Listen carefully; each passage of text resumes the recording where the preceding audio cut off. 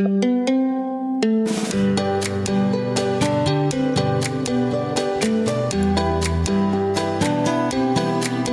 Talks is a mental health and wellness podcast, and we're delighted to have you with us. We are opening up the discussion about mental health so we can develop a shared understanding about what constitutes good mental health and well-being. A few weeks ago, we asked all the students what they want to know about mental health. Here are some of the questions being answered by our experts.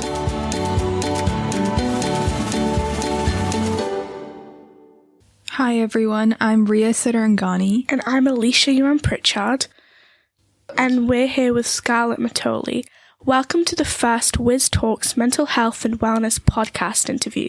During this week, we are opening up the discussion about mental health so we can develop a shared understanding on what is good mental health and wellness.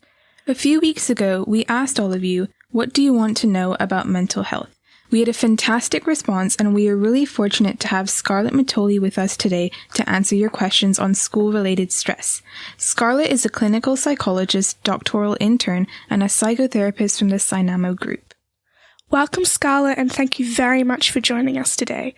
Before we get started on the questions asked by students, we wanted to know what led you to your career and what are you passionate about in your practice as a mental health professional?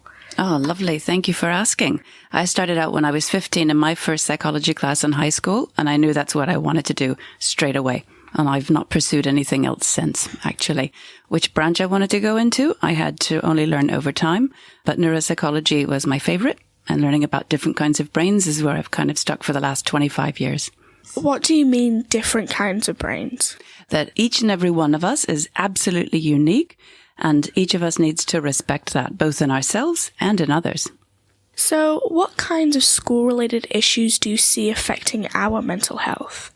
I think there are many school-related issues that can come into the remit of mental health and affecting it both positively and negatively.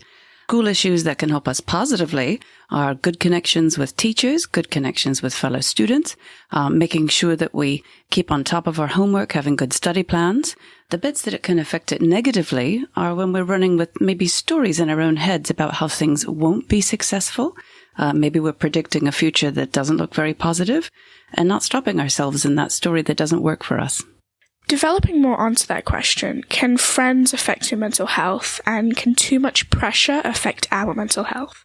Great. So the first part, can friends affect our mental health? Absolutely. If they're really your friends, we do trust them.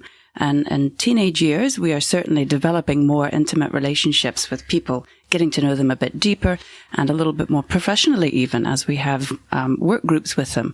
So we trust them a bit more and we trust them to judge us. And sometimes when our friends cross a boundary, it can go the wrong direction.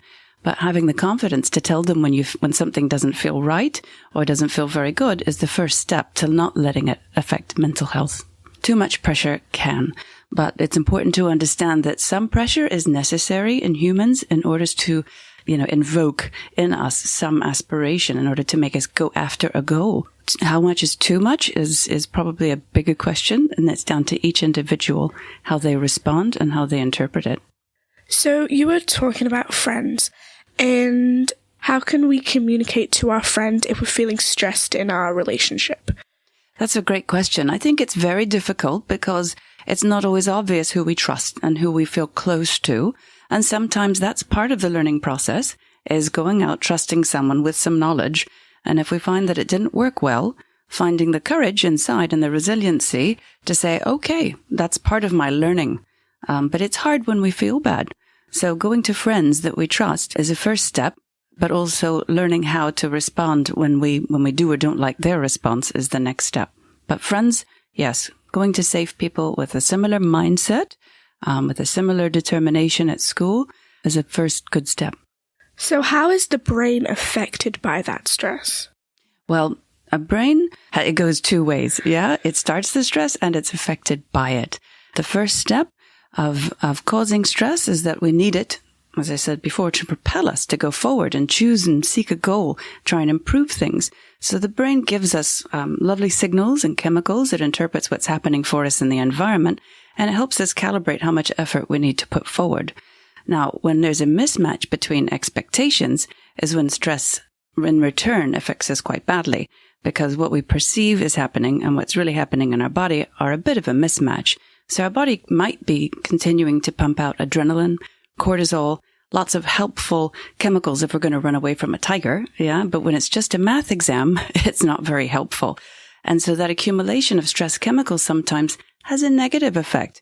We misinterpret it because our brains are always looking to make complete stories, and we might think it's because we're not good at math, whereas our body was just a bit overloaded with chemicals.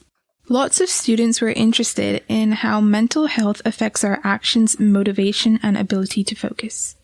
Great question. I think mental health, again, it's a very broad subject matter, but it's important to take it into little pieces and start off with even just the base of individual personality and choice in life. If you have one of those personalities who likes to go out and learn things, you will go out and learn. If you're a person who likes to watch how everything's happening before you take action, you're a different kind of learner. Having respect for how you learn is probably the first step in that mental health. But how it can affect us going out into the world later on depends on how well we do in school. So when we look at motivation and our ability to focus in school, the first part, motivation, depends on what our goal is and how likely we believe we are able to achieve it. As I said before, if there's a mismatch, it can affect us greatly and stop us from even trying a goal. Or we can predict a future that's very negative and we'll give it a try, but if it doesn't work, then we say it fulfilled our goals. But motivation comes from each person. It can be mostly intrinsic motivation is going to be your best one. The extrinsic motivation, where parents, peers, teachers sometimes may not be as powerful as you feeling like doing it yourself. Could you explain what you mean by extrinsic and intrinsic motivation? Sure. Extrinsic motivation is when we are receiving input from other people, when they've given us a goal. They have to set homework, teachers, right? So we have to respond to that. Intrinsic motivation is I feel like doing it. I really feel positive about going after that goal. And that's when there's a good match between what someone else has asked of us and our ability to achieve it. So when we relate that back to mental health, if we're asked to do something, but we don't believe we have the ability to achieve it, even though we're motivated to achieve the goal extrinsically, intrinsically, our internal beliefs about doing it may not be as strong. How does loneliness cause problems in mental health? Loneliness is a big problem for a lot of people. As I think we asked earlier about friends and how to go, if you don't feel like you have a friend, you may or may not feel lonely. Some people have lots of friends and still feel lonely in there. Yeah. So it's down to that individual and getting them to sort of qualify. What does that loneliness feel like for them? And again, when we go out and we look at how other people connect with each other, if we feel lonely, we might feel that there's not much hope for reaching out to other people, or we might feel alone in the world. That ties right back into the motivation and our ability to go after talking to other people. Sometimes it perpetuates itself because we don't feel it will be positive, and therefore we stay in a state of not being connected. And that can help. Sometimes, it can support a depressed mood. And due to this, why don't education systems appear to consider mental health more? Great question. I've heard both sides of that story. I've heard some students feel it's not very well supported, and I've heard others that felt supported, depending on individual circumstances. And I've spoken with a lot of teachers and educators over time, and a lot of them feel that they are trying to think about it. Sometimes I think there might be a mismatch between what teachers feel they can do and what children and students and teenagers want to have happen. And that probably just needs a bigger conversation sometimes. Yeah. But if it feels like it's not happening, also we can go with that intrinsic motivation. Hey, what would you like to do to change it? Something like this podcast here, helping reach out and get more knowledge. Great step. Another commonly asked question is, what's the best way to handle school stress and pressure? That is a great question. And I've had that a lot, both in my practice and in the schools that I go out and help. And I remember stress is a normal thing. We're supposed to have stress. It gets us to get up and do something. But when there's that mismatch between what we think we can do and what is asked of us, that is stress that can become unhealthy. And when we sit with it and we don't ask for help, that becomes bigger and bigger and bigger to a point where we can't manage it. And it becomes overwhelming and unhealthy. And so being able to recognize your own stress patterns, recognize when it's becoming overwhelming, and reaching out for help. First good things to do. How do we know when normal stress has turned into a mental health issue? Normal stress, levels that we can manage, propel us to do something, we can succeed at that goal. When we find ourselves doing something called ruminating, which is we keep working over the same problem in our head over and over again without acting on it, without seeking help, and without finding a solution, it's probably a pretty good line to draw to say, this is not a healthy level. I keep thinking about this. Some people might even call it has an obsessional quality where you can't stop thinking about it. This is where you might want to be able to draw a line and say to yourself, I can't handle this anymore. I need to reach out. And there's a lot of great groups. The Talk to Me program here, the Kelly group, and a bunch of other support groups around. Friends, as you said before, there's a lot of people. But how to know when it's too much, sometimes you may not be able to tell.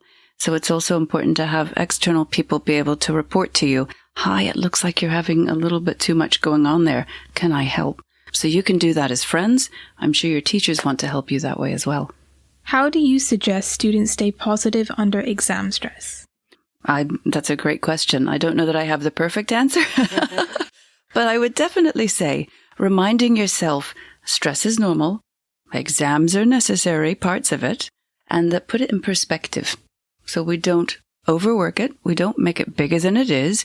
Have good study habits. Go ahead. We know the formula actually for doing well at a test. And if there's skills that aren't quite strong enough, or maybe you're the part of your brain, the prefrontal cortex, that does all that good executive function, initiation, organization, planning, getting on with the task. If it's not one of your strengths, seek help for it. It's okay. Just know yourself better and you'll perform to your best. How important is eating well, drinking water, sleeping well, and exercising well in this process of managing exam stress? That's great. There are so many parts of managing exam stress when we think about our personal way of managing our health. And definitely drinking enough liquid, as little as 2% dehydration can affect your ability to focus, can make you slightly irritable, can make you feel tired. So remaining well hydrated, not with sodas, with water, is going to be your best. Not even with juice or iced tea. Really, water is a great one. Food, a good balanced diet may not always be possible. You're stressed out studying, you're on the run. Do the best you can, okay? And don't eat all at once. Try and space it out over the day.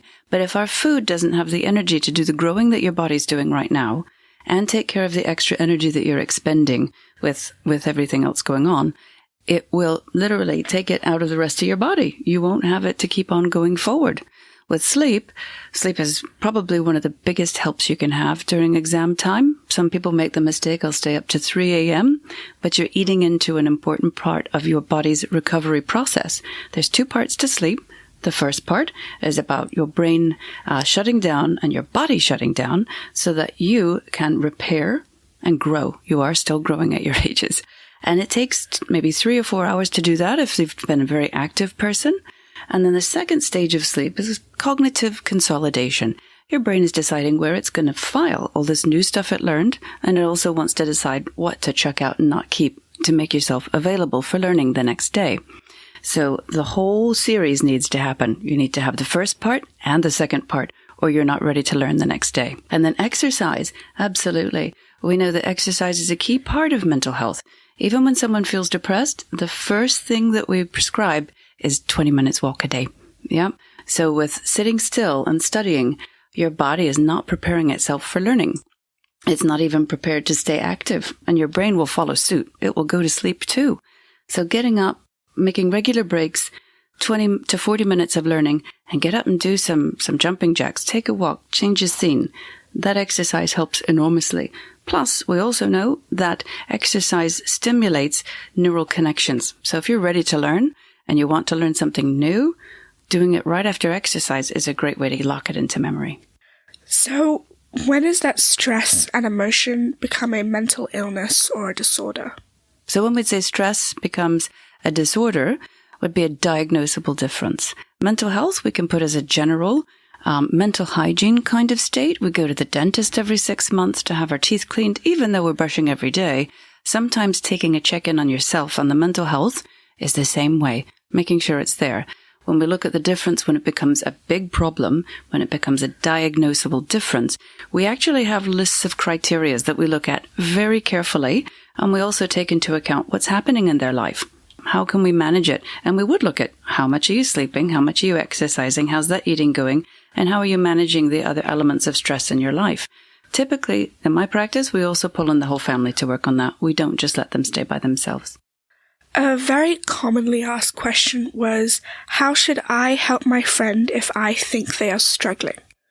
I love that. Thank you for asking. Not enough people ask that question. It's important to remember that each one of us as an individual sometimes might be closed off to the world.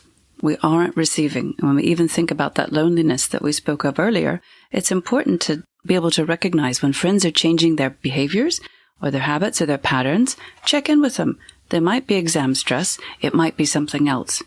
And some people say, just do it with your friends. You know, you're in a classroom full of a lot of people you've probably spent a lot of time with and grown up with. If they really don't look like they're doing well, even just saying, how you doing today, can be an enormous help, especially if they feel like no one else is there for them. So, linking that to this question, where can I go for help and support? Where can you go for support? Again, friends are a great place to start, and they're the easiest place that we feel that we can talk to. Sometimes family and teachers don't feel like the right person to talk to. It's important, though, to make sure that your family, the primary caregivers in your life, do have some understanding of what's going on. But if you don't really feel able to talk to them, it's important that try and reach out to people. I know that there are pastoral care people within the school. There's tutors. You've got your head of house that you can connect with, the school counselor. Even the school nurse is a good person who is there to care and listen.